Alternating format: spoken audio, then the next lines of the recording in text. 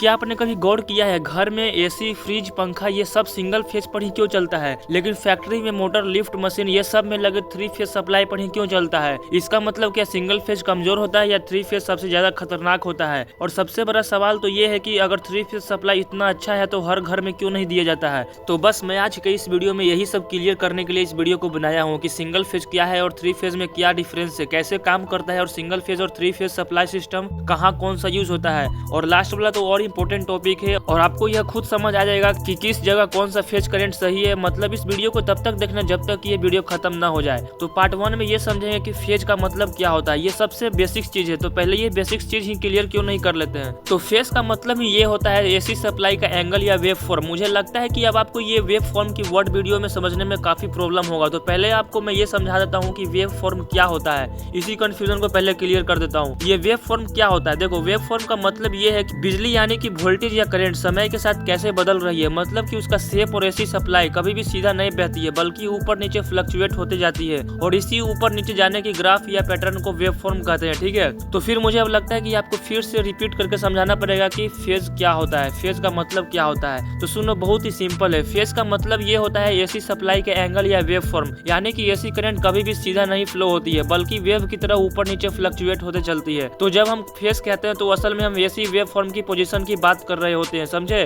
तो कोई अगर आपसे कोई पूछे कि फेज का मतलब क्या होता है तो उसे डेफिनेशन मत समझाना बल्कि उसे सिंपल लाइन में ये समझाना कि एसी सप्लाई का वो हिस्सा है जो समय के साथ बदलता है, उसी को हम फेज कहते हैं। ठीक है, यही चीज आपको हमेशा याद रखना है। और अब आगे समझते हैं कि सिंगल फेज क्या होता है। तो सुनो, सिंगल फेज की सप्लाई में सिर्फ एक एसी वेव फॉर्म होती है, जिससे कि सिंगल फेज की वायर्स में 2 कोर का सेट होता है। जो एक वायर जो होता है वो फेज के लिए बना होता है और दूसरा वायर जो होता है वो न्यूट्रल वायर का होता है और एक अलग से बॉडी अर्थिंग का वायर सेट दिया होता है जो ग्रीन कलर का होता है। ठीक है, तो यही 2 वायर से सिंगल फेज की पहचान होती है। जो एक वायर होता है फेज का और एक वायर जो होता है वो न्यूट्रल का होता है। तो समझ लेना कि ये सिंगल फेज की सप्लाई है। और वोल्टेज की बात करें तो अपने भारत देश में सिंगल फेज की सप्लाई हर जगह 230 वोल्ट ही होती है। ठीक है, और सिंगल फेज सप्लाई के पावर फ्लो की बात करें तो इस सिंगल फेज सप्लाई का पावर स्मूथ नहीं होता जितना 3 फेज का होता है और इसका वोल्टेज फ्लक्चुएशन बहुत ज्यादा होता है। मतलब कि अप डाउन होते रहता है ऊपर नीचे। मतलब कि वोल्टेज जो होता है वो मीटर में घटता और बढ़ता रहता है, जिससे कि इसका क्रॉसिंग 0 आती रहती है। मतलब पावर कभी ज्यादा तो कभी कम। मतलब यही है कि नॉर्मल अप्लायंसेस के लिए यूज करना है तो आपको सिंगल फेज ही बेस्ट रहेगा, यानी कि सिंगल फेज की वोल्टेज सही है। तो इतना समझाना आपको काफी है कि सिंगल फेज क्या होता है। ठीक है, और अब समझते हैं कि सिंगल फेज कहाँ कहाँ यूज होता है। यही चीज लोगों को नहीं पता होता। जब तक आपको ये चीज नहीं पता रहेगा कि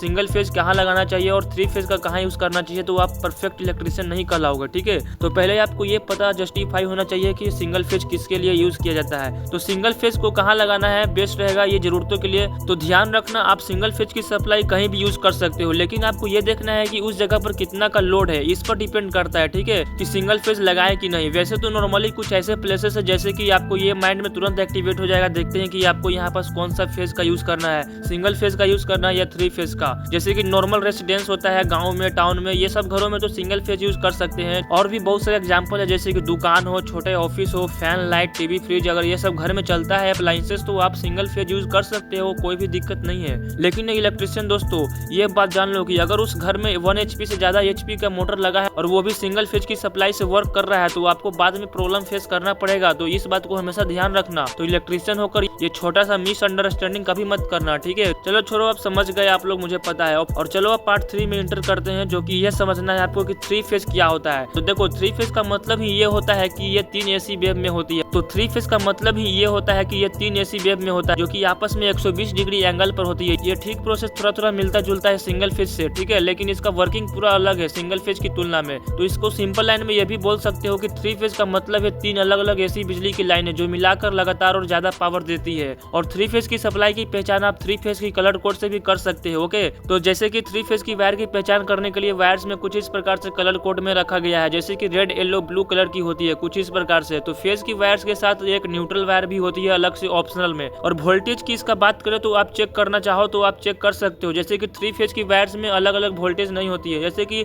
फेज टू न्यूट्रल में अगर आप चेक करते हो तो आपको 230 वोल्टेज मिलेगा और यही अगर आप जब फेज टू फेज अगर आप चेक करोगे तो 415 वोल्टेज मिलेगा। और इसका पावर फ्लो यानी कि ये 3 फेज की पावर कभी भी 0 नहीं होती है बल्कि स्मूथ और कंटिन्यूअसली सप्लाई चलती रहती है। और 3 फेज से मोटर भी इजिली आराम से रोटेट करती है। लेकिन ये 3 फेज कहाँ कहाँ यूज होता है, ये किस काम के लिए बना है ये समझो। तो 3 फेज को फैक्ट्री में ज्यादा यूज किया जाता है। जिस जगह पर ज्यादा हैवी मोटर काम करता है वहाँ पे 3 3 फेज की सप्लाई की जरूरत होता है। यहाँ तक कि लिफ्ट में और पंप में ये सब में 3 फेज का यूज किया जाता है। और भी बहुत सारा एग्जाम्पल है, जैसे कि compressor, welding machine, CNC machine, lathe machine, press machine, ये सब में काम आता है सिर्फ 3 फेज की सप्लाई। लेकिन एक टॉपिक और बचा हुआ है, वो ये है हर घर में 3 फेज सप्लाई क्यों नहीं होता है। बहुत अच्छा सवाल है ये, इसका रीजन समझो। तो देखो 3 फेज की इंफ्रास्ट्रक्चर जो होता है कॉस्ट बहुत ज्यादा होती है और सेफ्टी रिस्क की बात करें तो और भी ज्यादा डेंजरस होती है। इसी कारण की वजह से हर घर में 3 फेज की सप्लाई सिस्टम नहीं होती है अवेलेबल। हर घर को हैवी पावर की जरूरत भी नहीं होती है, इसलिए सबको सिंगल फेज ही होती है घर में। 3 फेज लगाते हैं तो उसमें लोड बैलेंस करने की इशू रहेगा। मान लीजिए अगर आप अपने घर में 3 फेज लगाते हैं तो उसमें आपको लोड बैलेंस करने का इशू रहेगा। अगर थोड़ा सा भी लोड डिसबैलेंस हुआ तो आपके घर का अप्लायंसेस खराब हो सकता है मिनटों में। तो ये सभी कारणों की वजह से सभी के घरों में 3 फेज नहीं लगी होती है, बल्कि सिंगल फेज की सप्लाई ही काफी होता है। लेकिन आजकल AC, lift, electric vehicle charger वाले घरों में 3 फेज का कनेक्शन दे दिया जाता है। ठीक है, और अब समझते हैं पार्ट 7, जो सभी इलेक्ट्रिशियन के लिए नॉलेज टिप है, जो हर इलेक्ट्रिशियन लोग सोचते हैं। तो कभी भी सिंगल फेज से 3 फेज नहीं बन सकता है, और फेज मिसिंग होने पर मोटर भी जल सकती है। और यह भी बात, फेज सीक्वेंस गलत हुई तो मोटर उल्टा घूमने लगेगी। यही सब नॉलेज एक इलेक्ट्रिशियन को एक्सपर्ट बनाती है। ठीक है, अब अगली बार जब कोई बोले कि भाई मेरे घर में 3 फेज है, तो आपको पता होना चाहिए कि ये सिर्फ कनेक्शन नहीं, ये पावर हैंडलिंग की कैपेबिलिटी है। अगर आपको बिजली को सिर्फ इस्तेमाल नहीं समझना है तो इस चैनल को जरूर सब्सक्राइब करके रखिएगा, क्योंकि अगर आपको वीडियो अच्छा लगा हो तो ऐसे ऐसे वीडियो मैं और भी लाता रहूंगा। और कमेंट में बताइएगा कि आपके घर में कौन सा फेज है, सिंगल फेज है या 3 फेज है। मिलते हैं अगले वीडियो में एक और इलेक्ट्रिकल कॉन्सेप्ट के साथ। लेकिन नेक्स्ट वीडियो में ये समझने वाले हैं आप लोग कि पावर ग्रिड और सब स्टेशन में क्या डिफरेंस है। ठीक है, ये चीज सबको पता होना चाहिए इलेक्ट्रिशियन को, प्रोफेशनल इलेक्ट्रिशियन को। मिलते हैं नेक्स्ट वीडियो में। Thanks for all of you.